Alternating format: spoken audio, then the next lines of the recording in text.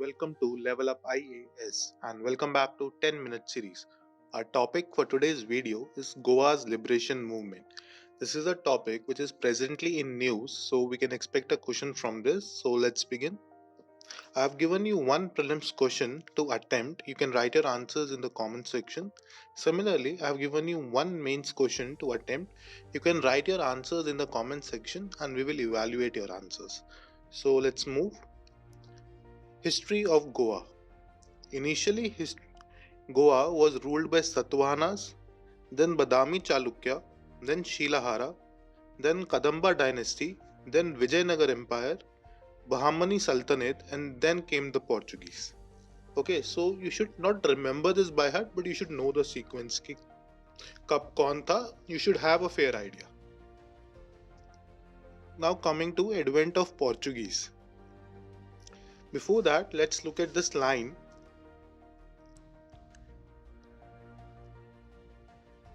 Okay, this is called line of Pope. Now what it said is, anything to the east of this line is to be owned by Portugal and anything to the west of it is Spain. Owned means they have the sovereign right to colonize these areas and these areas are to be colonized by Spain. Okay, but in 1494, a treaty of Tordesillas was signed between Spain and Portugal and they agreed on this line. Okay. Now coming to the question, why did Portuguese choose Goa? What was so special about Goa? So first thing is, Goa is located somewhere here. Gujarat is this and Malabar region is this. So it offered a perfect place between the two and these two were trading spots. So it offered a perfect place between the two areas. So that is why offered a suitable location. Now there is one thing you must be knowing. Any European, when they colonize an area, their second motive is always to spread Christianity. Okay. So this was the case with Portugal as well. Now third thing is to develop control over spice trade. This spice trade was initially owned and supervised by the Arabs. So to challenge their authority, they needed to have a place somewhere here. So Goa showed that perfect place. As a result, there are three things: suitable location, to challenge the spice trade and control it, and to spread Christianity.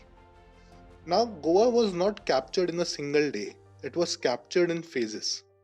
In first phase, Salcete and Bordes were captured in 1543. Then came Ponda, Sanguem and Canacona in 1763. Then at last it was Pernem, Bicholim and Satari which was captured by 1786. Okay. Now moving forward, revolts against Portuguese. See, if we have a colonial power, we will have some revolts against them. So the first one happened in 1583 in Cuncollim. Now what this revolt is, there were 5 people. They were called as Jesuits. Now who are Jesuits? Jesuits are someone who is a member of the society called Society of Jesus. So any member of Society of Jesus is called as Jesuits. Okay. Now what happened is they went to a place called Cuncollim to spread Christianity. Okay, so people in revolt, they killed all these 5. Okay. Now as a result, all the heads of this village, 15 Brahmins, they were called at a place called Asolna Fort.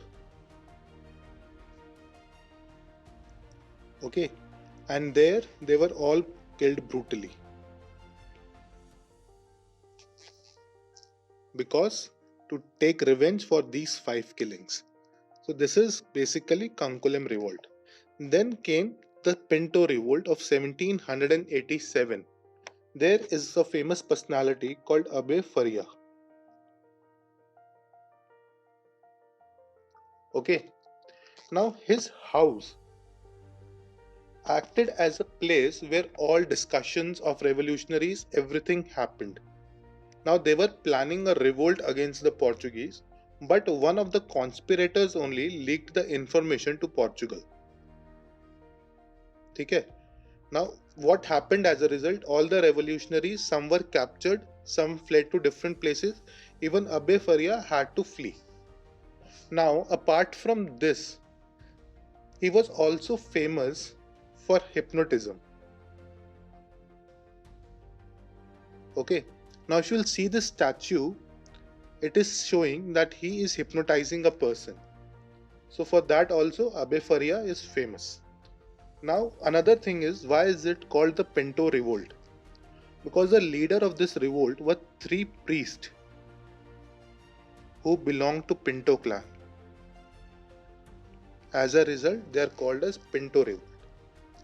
Another important revolt which happened over a period of time from 1755 to 1912 is the Rane Revolt. This one. Now they basically revolted against the exorbitant land revenue that was charged from them. So for that they revolted. Okay, now moving forward, some parties were formed. The first one is the National Congress Goa. It was formed in 1928 by T.B. Khanna. Now he went to the Calcutta session of Congress in 1928. He told about the situation of poverty and discrimination that was faced by the people of Goans. So he was given the permission to form this National Congress Goa. Okay. Now second organization that was formed is Azad Dal. It was formed by Vishwanath Lavande and Prabhakar Sineri, Narayan Hari Nayak and Dattarate Deshpande. They four together formed this Azad Dal. Okay, now all the members of this society were arrested and put in jail in Angola. Okay, now moving forward, some important events before the liberation of Goa. First very important event is Ram Manohar Lohia event, which is also called the watershed movement. Now what happened is, Ram Manohar Lohia, he was called by his friend Julio Menezes to Goa. Okay. When he went to Goa, he saw that even social gathering was banned and people did not even have civil rights. Seeing this, he thought of launching a civil disobedience movement. So for that, on 18th of June 1946, he called a public meeting and challenged the Portugal rulers. So this was something which was banned. So as a result, he was arrested and he was put in Madgaon jail. Now what happened? Seeing this, Mahatma Gandhi, he wrote series of articles in his newspaper Harijan. Now during 1946, Mahatma Gandhi was not just a national figure, he was an international figure. Okay, so he writing about Ram Manohar Lohia put a lot of pressure on the Portugal. As a result, they were forced to release him. And they released him, but they released him outside Goa's boundary. Okay? This event of Ram Manohar Lohia resulted into many small events happening later on because they took inspiration from him. So that is why he is very important. Another important event that happened was a concert in Pune by Lata Mangeshkar. Now there was one famous personality called Sudhir Phadke. Sudhir Phadke or Phadke, I don't know if I'm pronouncing it right. He requested Lata Mangeshkar ji to conduct a concert in Pune. So on his request, she did that, and the funds that were raised from this concert, it was used to buy ammunitions and guns for Goa's liberation. Okay, so this is important. Now Sudhir Fatke, he was not just a person who requested Lata Mangeshkar. He himself was a very famous Marathi singer. Apart from that, he was a member of RSS for 60 years and he was actively involved in the Goa's freedom movement. So these are very important points. Okay. Now another question that comes to the mind is why did it took 14 years for Goa to be independent? Why not it happened in 1947 when whole of India was independent?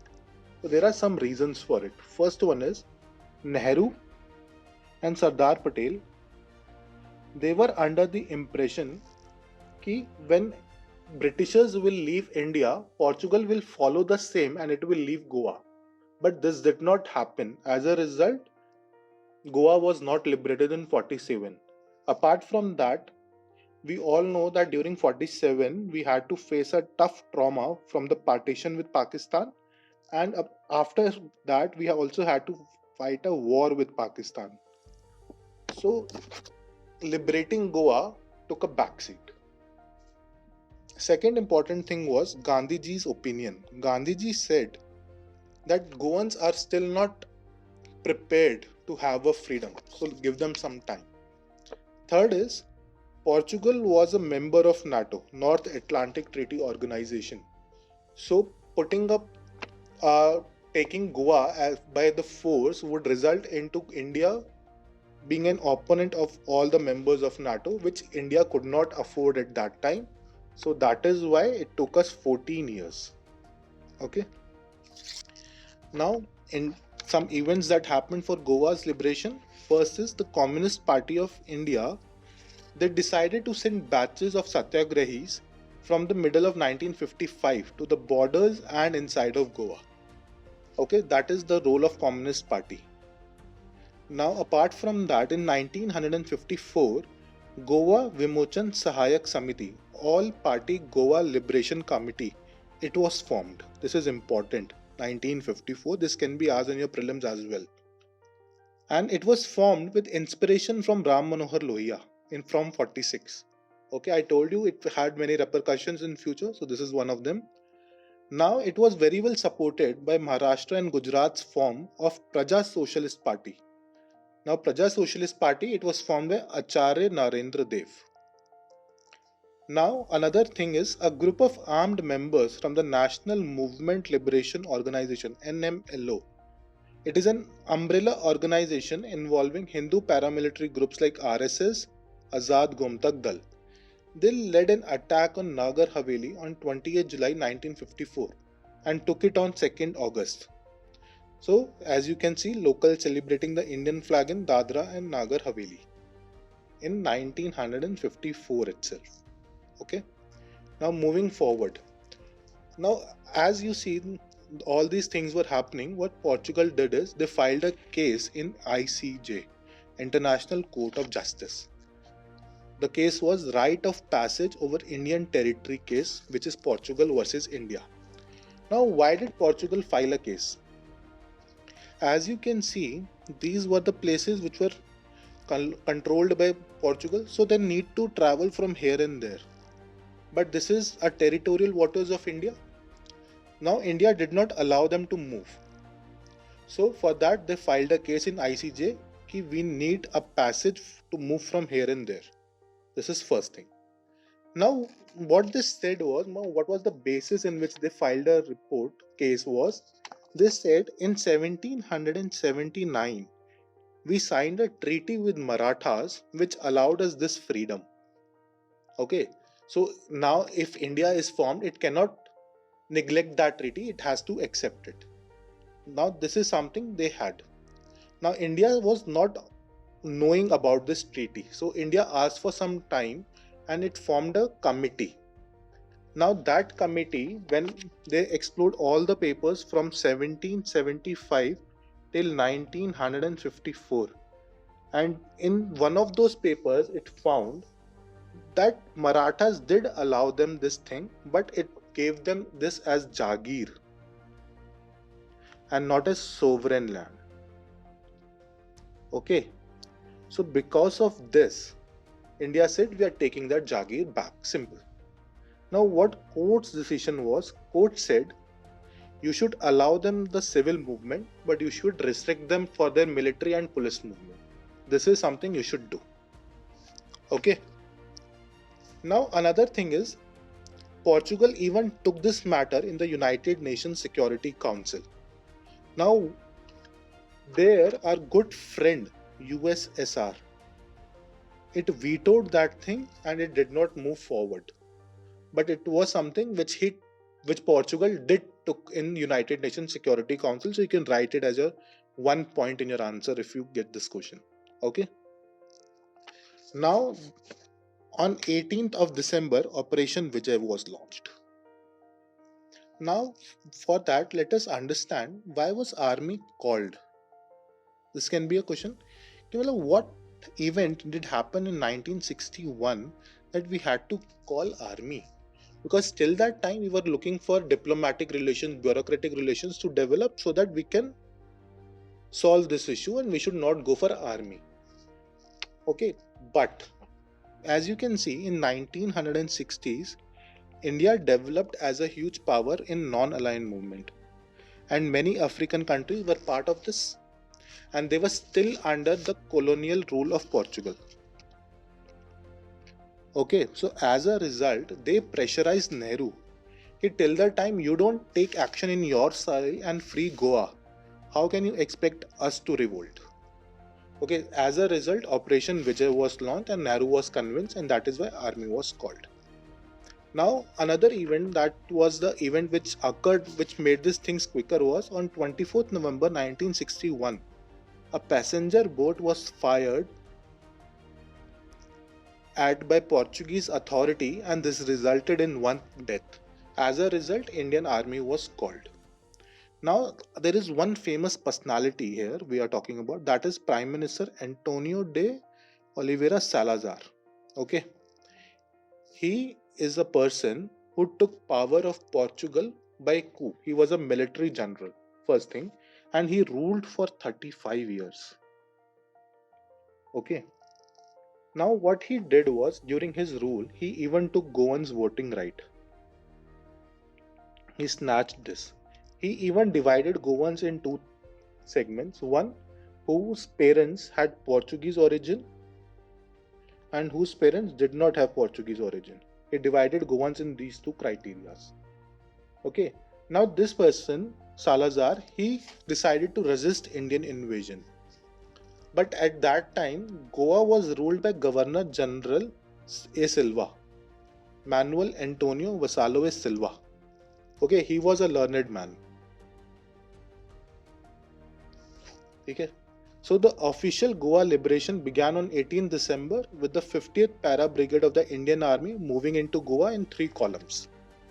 The commander who was of the Indian side was Major General K.P. Candid, and the operation was codenamed Operation Vijay. Now see, we had a strong force of 30,000 army with the support of Indian Air Force and Indian Navy, and they were just less than 1,000 Portuguese soldiers. So they surrendered because Antonio de Silva, he said, we cannot fight, I will surrender. Now, after the fall of Goa, Lisbon terminated all diplomatic relations with India and refused to recognize the incorporation of its former possession into the Indian Republic. It did not even recognize Goa to be part of India. It was only in 1974 that they recognized Goa as a part of India and resumed diplomatic relations. Only when this person, Salazar, he was not there as the power holder. That time Portuguese recognized Goa as a part of India. Okay. Now what happened after this? What was the impact of Goa liberalization on decolonization of Portuguese Empire? After this, decolonization of Africa started from 1961 itself and it was decolonized in 1974. Okay, as the leaders of non-aligned movement were telling. Another important thing that happened was Timor was annexed by Indonesia in 1975, and in 1999 Portugal returned Macau to China. So decolonization of Portugal Empire happened with the liberation of Goa. Okay. Now here are some things which I would like to point here itself. There was one famous personality called Hirve Guruji. Okay.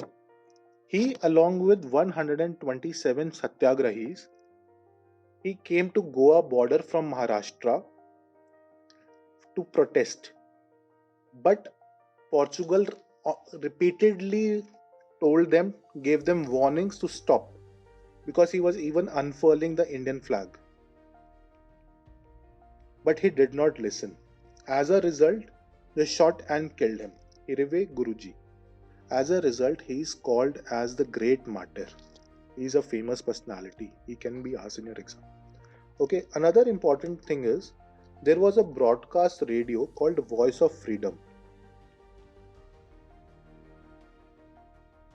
Okay, it was broadcasted from Castle Rock location. Now this radio, it helped immensely the Indian armed forces. They told him the locations, how to move. All this was told by this Voice of Freedom radio channel. Now can you link this to what Usha Mehta did during Quit India movement? Right? So this is another important thing. Now moving further, now Portugal has gone. So what did Indian government do after that? We had to make changes to our constitution. So it was the first change that we did was 12th Constitution Amendment Act. With this amendment, we inserted Goa, Daman and Diu into the Indian Union. This is the first thing that we did. Second thing was in 1987, Goa, Daman and Diu Reorganization Act as well as 56th Constitution Amendment Act was introduced. With this act, Goa became a state. And another article called 371I was introduced. According to this article, it said Goa should not have less than 30 members in their legislative assembly. Okay, so these were the 3 constitutional provisions which was related to Goa. I hope you like this video and do share it and do subscribe to our YouTube channel also. Thank you.